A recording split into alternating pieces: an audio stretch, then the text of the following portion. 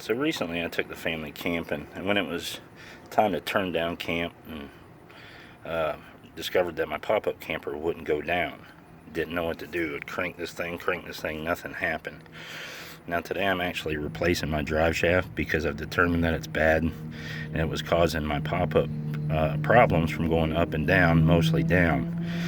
And so yours might look a little bit different than this. I have a Coleman Yuma, or a Fleetwood Yuma. I guess Fleetwood and Coleman are kind of the same thing.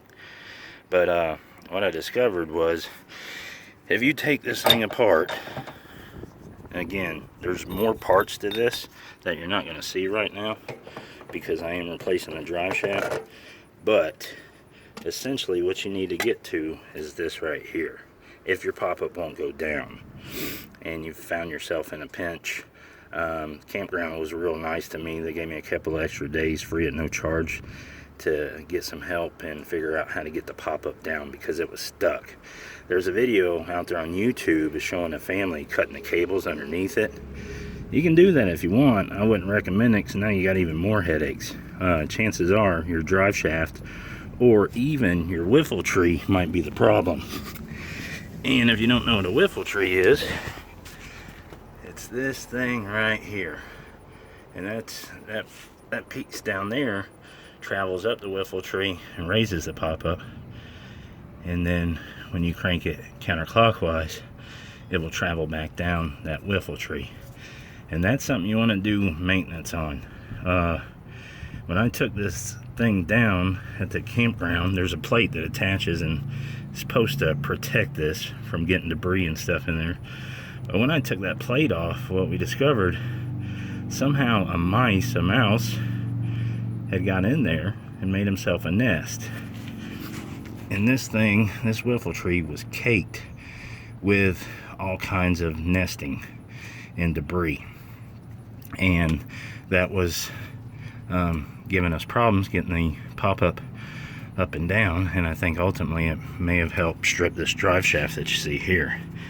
Like I said, there are more parts of that drive shaft, but I'm replacing it today because I'm 100% that's what's causing all my problems.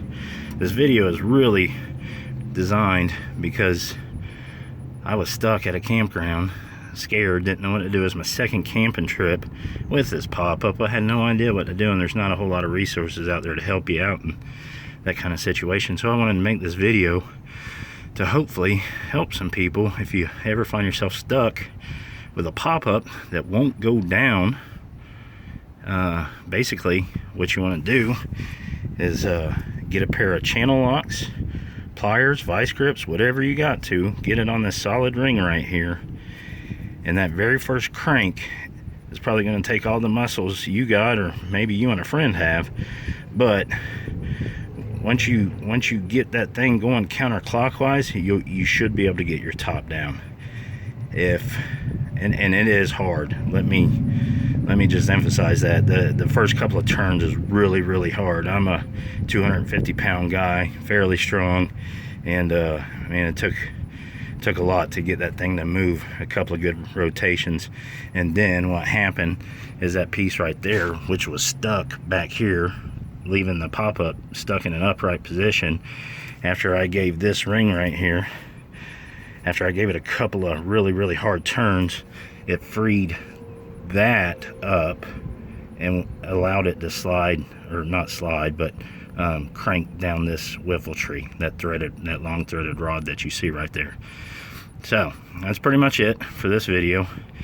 If you have any questions, I'll try to answer them, but I'm brand new at this pop-up life and I'm learning as I go. I don't know a whole lot.